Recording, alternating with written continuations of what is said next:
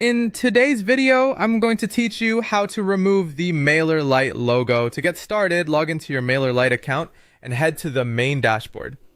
Once you're in, the process is actually very straightforward, but it helps to know exactly where to look so you can make the change quickly and confidently.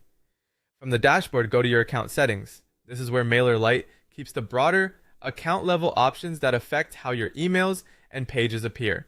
After you open account settings, scroll down until you find the Mailerlite branding section. Depending on your screen size, you may need to scroll a little further than expected, so just take your time and look carefully for the branding area. Inside that section, you'll see the Mailerlite branding toggle. This is the setting that controls whether the Mailerlite logo appears on your content. To remove the logo, simply turn that toggle off. After switching it off, make sure you click Save Changes. This part is important because if you leave the page without saving, the setting may not be applied.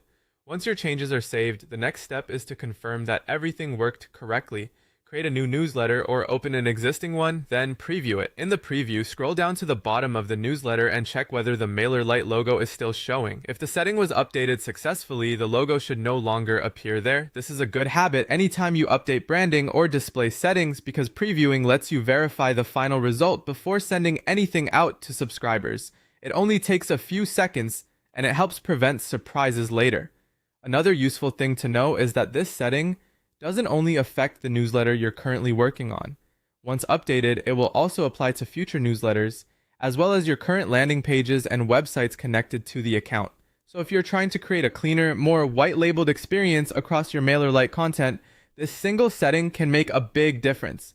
If you don't see the logo disappear right away in preview, try refreshing the page and checking again after confirming that your changes were saved. Usually though, once the toggle is off and the settings are saved, the branding is removed successfully.